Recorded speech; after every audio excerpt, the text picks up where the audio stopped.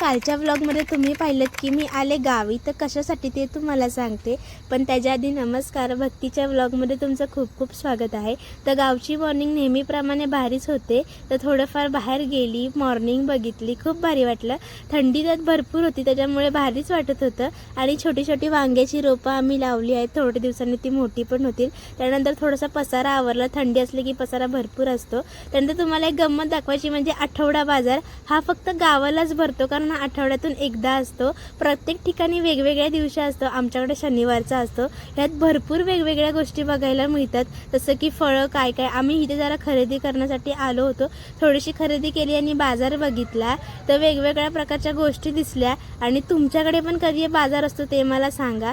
त्यानंतर जरा पुढे जाऊन फळं पण घेतलीत. फळं घेतल्यानंतर जरा घरी गेले. घरी गेल्यावर तुम्हाला एक गंमत दाखवते.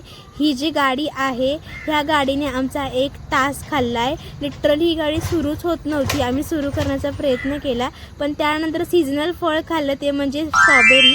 ते सातारा साईडला महाबळेश्वरचं फेमस फ्रूट आहे, म्हणजे स्ट्रॉबेरी. ते खाल्ल्यानंतर मी गावाला का आले, तर मी आले पौष पौर्णिमेच्या कार्यक्रमाला, म्हणजेच काळूबाईची यात्रा चालू आहे त्यासाठी आले. सगळ्यांना माहीतच असेल मांढर देवीची काळूबाई. त्यानंतर जाताना तिथे एक मस्त रांगोळी होती. ती रांगोळी बघूनच भारी वाटलं.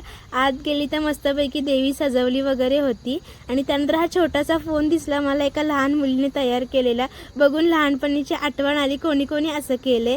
त्यानंतर तुम्हाला भारी भारी व्लॉग्स बघायला भेटतील, कारण मी यात्रेसाठी आले. तर बोला काळूबाईच्या नावानं चांग भलं. आणि पुढच्या व्लॉगमध्ये तुम्हाला ते बघायला भेटेल. तर आजसाठी एवढंच. भेटूया उद्याच्या व्लॉगमध्ये. बाय.